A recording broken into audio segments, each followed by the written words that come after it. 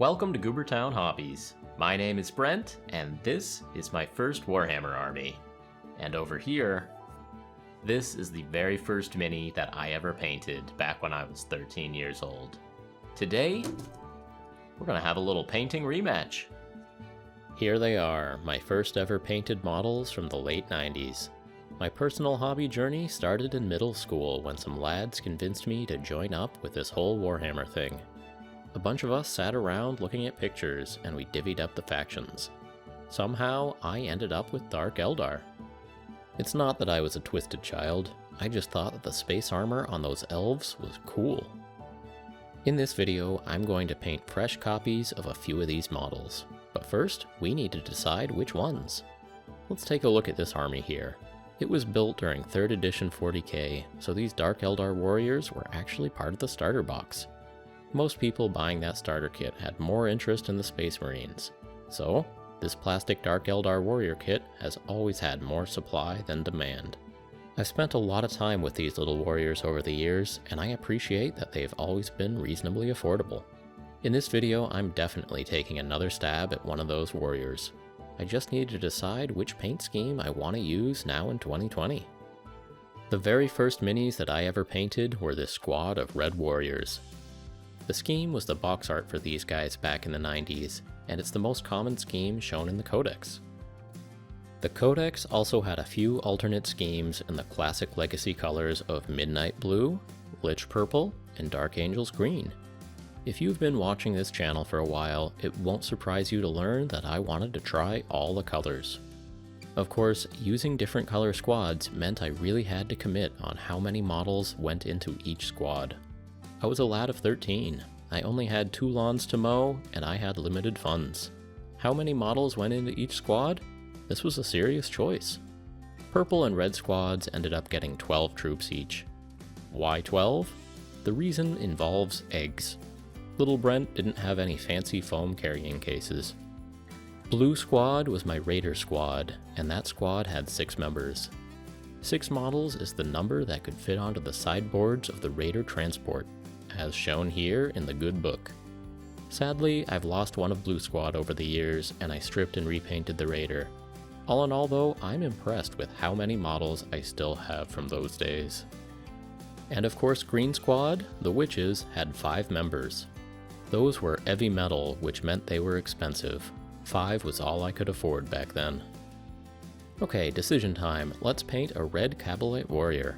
This was my first ever paint scheme, and the Codex even has this handy 4-step process.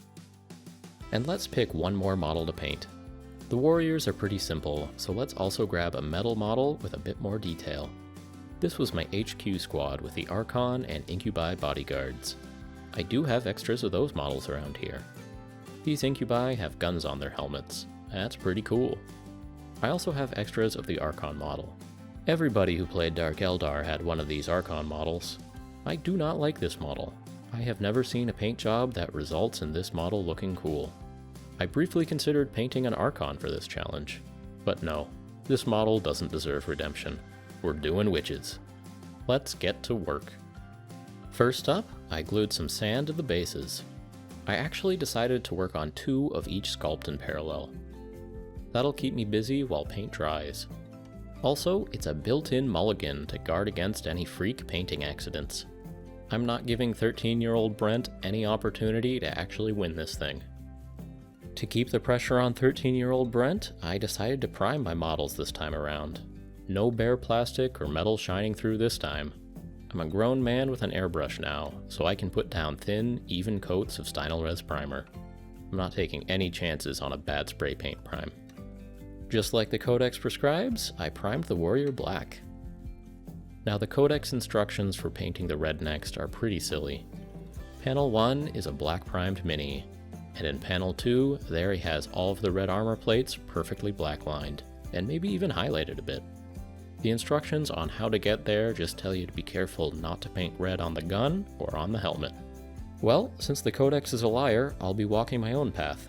To be fair, the next page of the Codex does say something about inks, but that 4-step paint recipe is pretty deceptive. I sprayed on a few layers of Vallejo Game Air Gore Red. I'm planning on doing a black wash over this, and then I'll use a brush to build the red back up and do a bit of highlighting. For the witch, I primed with Badger Stynylrez Res Flesh Color. Once the Flesh Color primer was on, I got slightly fancy and airbrushed on some shadows with a reddish-brown ink from Liquitex. This is the same airbrush paint recipe that I used for some Artisan Guild Amazons, and I like that recipe a lot. Then, very lightly, I airbrushed some highlights onto the skin with white ink. After a flesh wash, I think the flesh will be looking pretty good on these witches. 13-year-old Brent didn't have flesh wash, he just had black ink. Chin up, kid, your time will come. Next up, I hit the models with a bit of gloss varnish. This will protect the work I did with the airbrush, and it'll get them ready for a bit of wash. Let's get back upstairs and get to brushing. Warrior first. Now's a good chance to fill you in on the origins of this little video. Revisiting your earlier models is a trope that floats around social media a bit, and for good reason. It can be really heartening to see how far you've come. It gives you a bit of perspective. It's good, clean fun. This video is part of a giant collaboration organized by Casey from eBay Miniature Rescues. He challenged a bunch of us creators to revisit one of our earliest models. New year, new decade. Time to reflect a bit, take a benchmark, and look towards the future. By now, you may have noticed that I love a good collaboration. It's a great way for me to meet other creators, and a bit of cross-promotion gets new eyes on awesome channels. This collaboration topic in particular is such a great way for us to introduce ourselves. It gives us a chance to share our history and our philosophy on the hobby. In the description, I'll pin the complete list of channels participating in this challenge. Some of these are folks that I know and love, and some are relatively new to me. This is a playlist that I'm really looking forward to checking out. Of course, most people don't have a YouTube channel, but this is still a great little challenge for anyone. Go find some old minis and try to copy one of your original schemes. Now's a great time to do it. Here we are at the turn of the decade. It's a great opportunity to revisit some of our early models and to see how much our skills and our outlook have changed. My own journey started in the late 90s. I've been off and on up until the current day. Side note, for the past 20 years, I haven't known how to refer to the decade that I was living in. 80s, 90s, good names. 2000s, aughts, noughts, the tens, the teens, garbage names. Absolute garbage. We're in the 20s now though. I like the sound of that. We made it. But yep, back in the late 90s, my pals and I got into Warhammer 40k, and I made up that little Dark Eldar force. Then, we were into Warhammer Fantasy for a while. Those were the orc days. The goblin days. There was a bit of a hobby lull in high school, but senior year we got right back into it. I seem to remember a few of our girlfriends being quite upset by a game day that we dubbed St. Valentine's Day Massacre. Mostly, I remember my orcs being massacred by the Imperial Cannonade. College involved a lot less Warhammer for me. One year, I did have a secret drawer with a few paints and some savage orcs, but that unit, sadly, still isn't done. I guess I had other stuff to do. For close to 10 years in college and then in grad school, I really didn't pick up a paintbrush. A few times, when my old friends and I were in the same town, we made a run to our ancestral local game store. But, for all practical purposes, I was out of the hobby until 2015. And then, fate drugged me right back in. I was at my gym, doing squats and chatting with the gym owner. "How was your weekend?" he says. "Oh, pretty good," I say. And that was probably code for, I sat at home and I played XCOM Enemy Unknown. But all I actually said was, "Pretty good weekend, relaxing." "And how was your weekend, Dirk?" "Pretty good," he says. "I sat at home and painted plastic army men." "Oh?" I said. Clearly the conversation was going in a fun new direction. A conversation with some substance. It turns out that he was painting Wolfen, and a storm wolf. Anyway, that little moment pulled me right back into the hobby. I grabbed this old Dark Eldar army out of storage, and Dirk invited me over for some games. I have so much respect for Dirk choosing not to be closeted about his nerd hobby. You're at the gym with someone you don't know all that well. What'd you do this weekend? Oh, I painted some Wolfen and a Stormwolf assault ship. I've got a lot of respect for that. Sometimes us goobers are closeted, but having the confidence to tell people about the things you love is awesome. Be proud of your hobbies. Next time someone asks you what you did on the weekend, why not hit them with the truth? Tell people about what you do. Tell people who you are. Statistically, the person you're talking to spent their weekend binging True Blood on Netflix. You have nothing to be ashamed of. Well, that honest conversation and Dirk's subsequent hospitality got me right back into the hobby. And for the last 4 years or so, I've spent a decent amount of my free time painting minis. Indirectly, Dirk is responsible for the existence of the Goobertown Hobbies YouTube channel. If you want to thank him for this, Dirk has his own YouTube channel, Dirk's Dystopia. You can head on over and check it out. He's on again, off again about uploads, but he does have some great 40k and Necromunda terrain videos. He has some narrative battle reports up too. As I'm recording this, Dirk's Dystopia has 135 subscribers. I wonder if we can bump that up a bit. Subscribe and let him know what you like and what you'd like to see more of. Okay, this warrior is coming along pretty well here. I think we're on track to improve upon the paint job of 13-year-old Brent. I think we can move on to painting that witch. But, as with the codex of old, here in the middle we have colorful photos. My early army had those color-coded squads. When I got back into the hobby, I started buying up used Dark Eldar models on eBay. By this time, a new range of Drukhari had come out, and these old 3rd edition sculpts were cheap. I got raiders and warriors and witches aplenty. I dove back in with painting. I was experimenting and improving and trying to find a fun paint scheme for a rejuvenated Dark Eldar army. One of the showcase models in the old codex turned me on to a fun technique of using inks or washes over white. My local game store at the time carried the range of secret weapon colored washes, and I went nuts. For me, these were like contrast paints. I just had to try every color. Thinning them with Pledge Floor Care did some especially fun stuff. Well, I ended up making 6 units of warriors from across the color wheel. Some colors work better than others, but there's some nice stuff in there. We're around 2017 by now, and I got some old warp beasts painted, and some old witch models. By this time, I've also figured out that a gray base is easier to work with than a goblin green base. Gray works with almost any color scheme, and it makes sense as a wasteland or a battlefield. Perhaps goblin green is one of those things which are best left in the 90s. Perhaps not, though. By 2018, I was thinking about modernizing my Dark Eldar to Drukhari, but then I got distracted and started painting a whole bunch of other stuff. In the summer of 2018, I bought a camera. In September of 2018, I started uploading videos on this channel. After that, my journey is pretty well documented. Okay, time to paint this witch. I'm going to do my best to recreate my old color scheme. Of course, my Dark Angels green from when I painted that very first squad is completely dry. GW has had several generations of very bad bottle designs. Luckily, I recently bought a few triads of Reaper paints to test out, and the cool green set seems like it should be in the right neighborhood for this green. We'll see. This collaboration was a good excuse to give you my history with the hobby. I think this project idea is wonderful. It gets us to reminisce and to tell our stories. That's one thing that our old models are good for, showing our stories and our journeys. I encourage everyone to find their oldest extant models and preserve them. It's probably not realistic for us all to store hundreds of old minis, but everyone has room for a few. Try to keep at least a couple from each era. Someday, you might be glad that you did. The video on the Goobertown Hobbies channel that currently has the most views is my Painting Fundamentals tutorial. That one that's meant as a resource for newer painters. I'm really happy that I included a suggestion in that video for new painters to save their early work. I never know which of my videos will have legs and which ones will get buried by YouTube.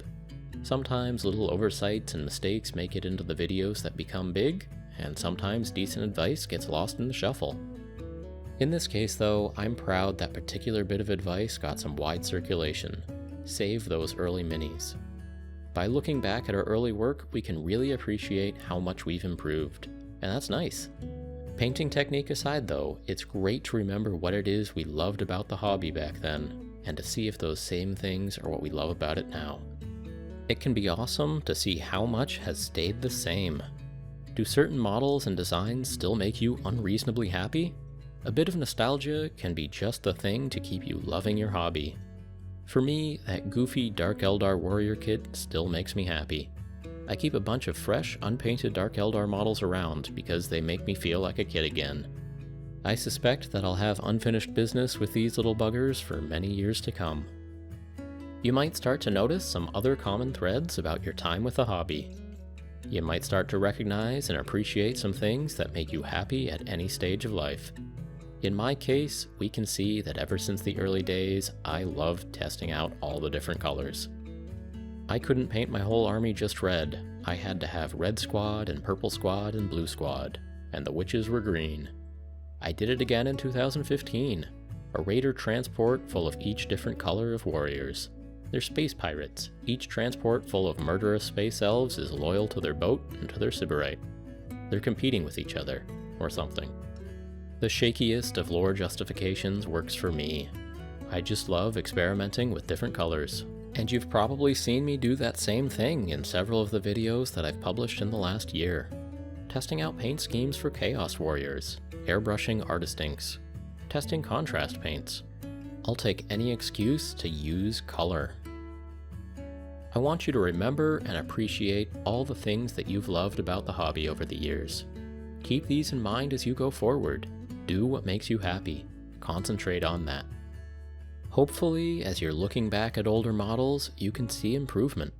But also, remember that when you painted these, you probably absolutely loved them. And you probably still do. I remember taking those Dark Eldar to play games with my friends back in the late 90s. I was legitimately proud of those paint jobs. I thought this army was awesome. That feeling right there is exactly what matters. And of course, let's remember that your old figurines aren't just reminders of struggles and achievements at your hobby desk. They're a reminder of where you were in life and times that you spent with friends. They can be conduits back to some really happy memories. Games with your buddies on kitchen tables and pool tables and carpeted floors. St. Valentine's Day Massacre. Dirk at the squat rack talking about his wolfen. So yeah, this is my journey. I don't consider myself to be an amazing painter. Hopefully someday I will be, but I'm not there yet. For now, I'm happy with what I do and I have fun with it. I like to think that I still have more of my journey ahead of me than behind me. Some of the people taking part in this video collaboration are similar to me in skill level, and some of them truly are amazing painters and artists. James Squigging Wappel is taking part in this collaboration. He's been a world-class artist for many years, but even he started somewhere. Some people improve faster than others, but everybody improves. Stay engaged, try new things, and put the reps in. We're all gonna get there. Back to the witch here. She has more detail than the warrior did. Such was the way of plastic and metal minis back in the 90s. She has more colors and bits than the warrior, but she's starting to shape up pretty well. For this project, I decided not to agonize too much over the paint schemes. I'm just trying for a clean look that's representative of what I can do with a few hours these days. A nice little benchmark for the start of 2020. And you better believe that I'm going to save these models and revisit them in 2030 and 2040 and maybe beyond. We'll see. There's one last thing to do here, and I think that some of you may have already guessed it. Goblin Green. My GW Goblin Green from the late 90s has been dry these past 20 years, but my Vallejo Goblin Green from the early 2000s is still going strong. What we're doing here is mixing the old style with the new, and it's beautiful. Goobertown Fusion. Recently, Darren Latham had a really satisfying Instagram video where he painted the rim of a base Goblin Green. And yes, it is good to do. It is good. And a quick little dry brush to highlight what we laughingly call grass. And there we go. And let's take a look here. I spent most of the past 20 years not involved with the hobby, but I definitely say that I'm showing a few years of improvement. Priming the models this time around was a good call, and I think I've gotten better at all the other steps too. This line of 3rd edition Dark Eldar warriors has been especially important to me over the years. I've spent so much time with this model kit that I now know what the absolute best combination of bits is. Holding the gun in the air, showing off that chest plate with a round belly thing, exquisite.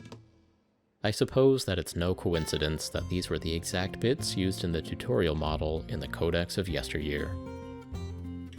Anyway, I'm proud of the models that I just made, and I'm proud of my improvement. But I'm also still proud of those old models. At the time, I thought they were amazing, and I loved them. These days, I could point to a few technical flaws with them, but I still love them. Art is subjective. If your models make you happy, that is all that matters. I've got a long history with these little guys, and I am not done with them yet. If you've made it this far into the video, please double check to make sure that you're subscribed. Then it's time to either go check out some more Goobertown Hobbies content, or see how one of my collaborators tackled the challenge of the day. If you're liking this little playlist, go thank Casey at eBay Miniature Rescues for putting this all together. One more plug, Dirk's Dystopia. The man is a gym owner and he doesn't look like a nerd. But when I asked him during a casual conversation what he did on his weekend, he told me that he painted Space Marines. Be proud of what you do, in private and in public. That's inspirational right there.